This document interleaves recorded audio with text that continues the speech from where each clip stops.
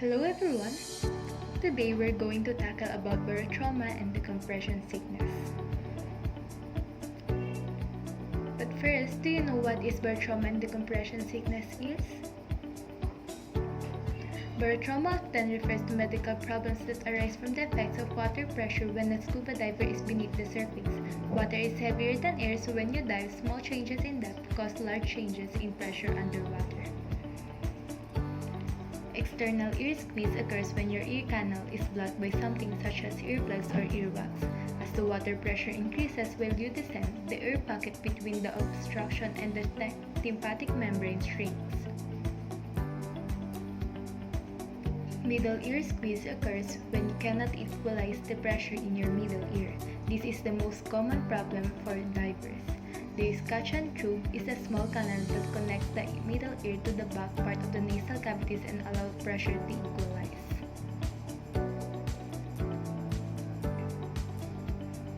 Inner ear barotrauma occurs from the sudden development of pressure differences between the middle and inner ear.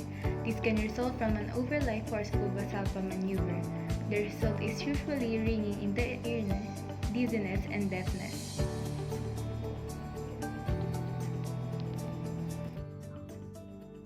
Less common types of barotrauma involve air trapped in an enclosed area that cannot equalize during descent.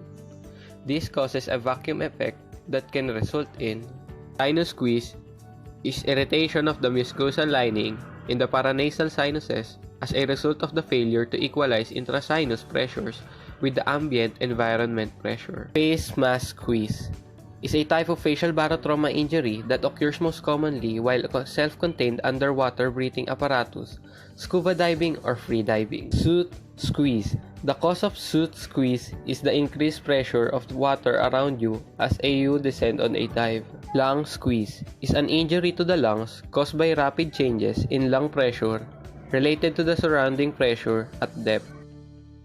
Depression sickness involves gases diffusing into your tissues and getting trapped there. You have then gas bubbles in your places where there should be none. Nitrogen is the usual culprit. During the descent and while on the bottom, you absorb nitrogen into your tissues then until you reach a pressure balance. When you ascend at the right rate, the gas diffuses from the tissues. However, if you ascend too rapidly, allow to diffuse, the nitrogen bubbles will expand in your tissue as pressure decreases.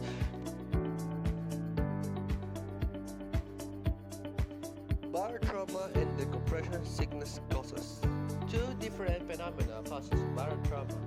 The inability to equalize pressures, the effect of pressure on the enclosed volume. Barotrauma, decompression, sickness, and symptoms. Barotrauma shock or squeezes will commonly occur during the descent, and the symptoms will frequently prevent a diver from reaching the desired depth. Symptoms of achytaglia, pulmonary barotrauma, aerobotulism, and decompression sickness occur both during and after ascent. The following are symptoms for specific pressure problems.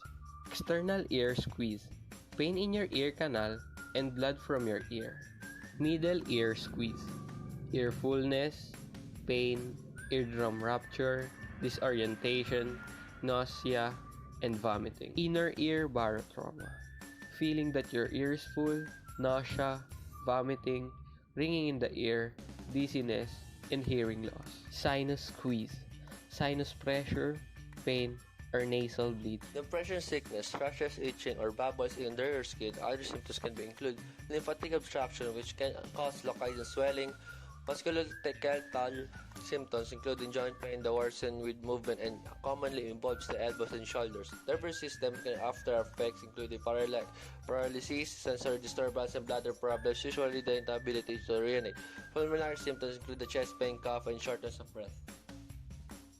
Symptoms of decompression sickness usually appear within an hour of surfacing but can be delayed up to 6 hours. In rare instances, symptoms may not appear until 48 hours after the dive.